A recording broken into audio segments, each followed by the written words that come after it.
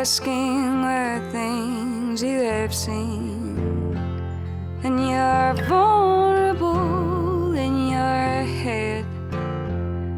You're screaming your will till you're dead.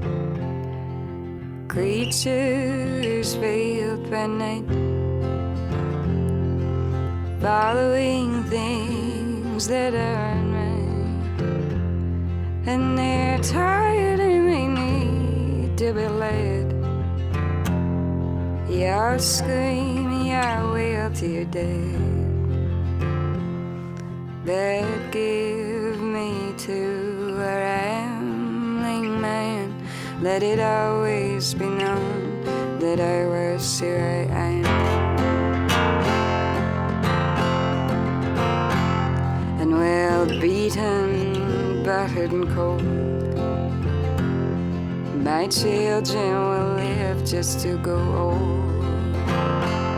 But if I sit here and weep, I'll be blown over by the slightest of breeze,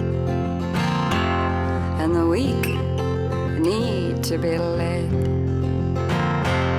and the tender are carried to their bed, and it's a pale and cold affair, and I'll be damned if I'll be found there. Oh, give me to a rambling man. Let it always be known that I was who I am.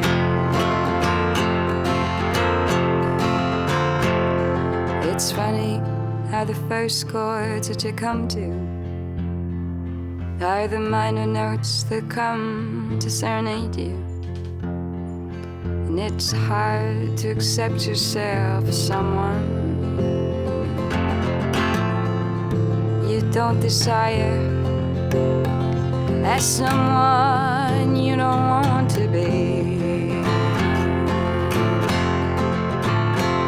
Oh, give me to a rambling man. Let it always be known that I was who I am.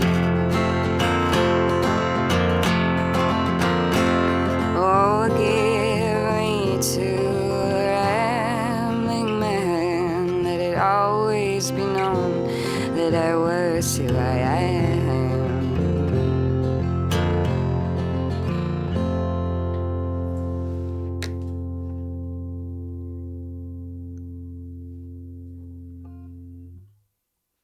That was Rambling Man, written and performed by Laura Marling, who is a guest today on the music show for ABC Radio National.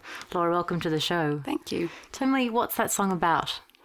I don't know, it's up to the listener really, I guess. I think there's a clue in the title. Yeah. Is the Rambling Man his state of mind, or how the person singing sees him, do you think? I think it's more from a view.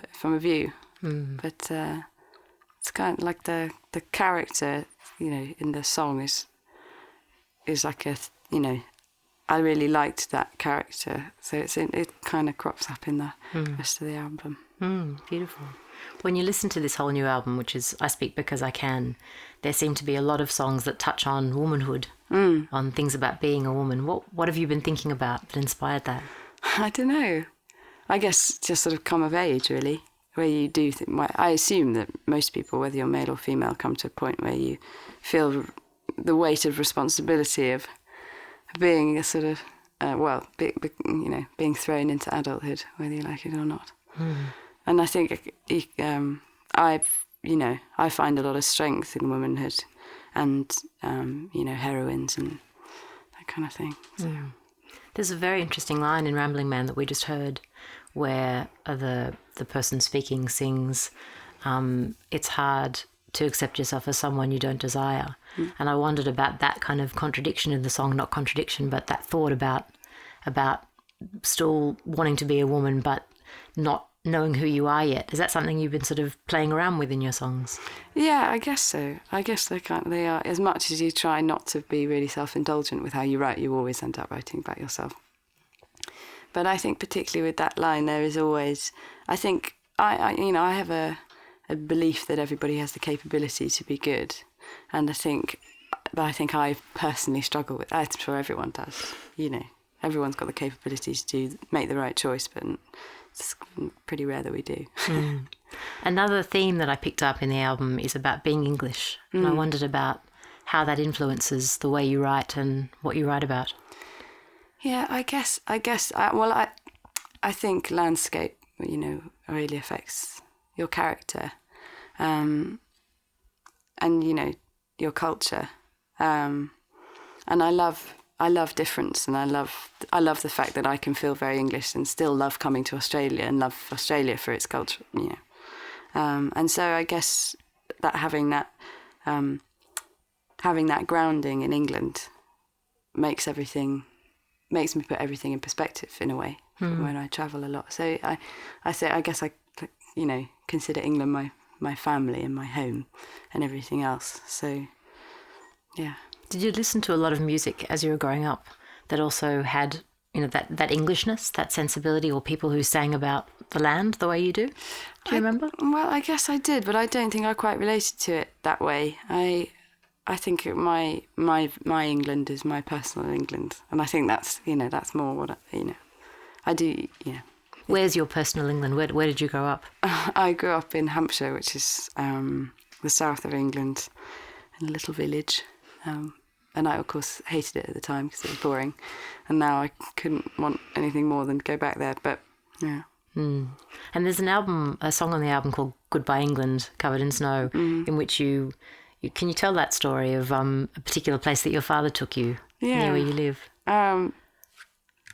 Yeah, there's a church on top of a hill that looks over the village of Eversley, and it couldn't be more English and muddy and all that kind of stuff, and he used to take me and my sisters there a lot, and one particular time when I was quite young, he took me up there and asked if I would bring him back before he, when he was really old, before he popped his clogs.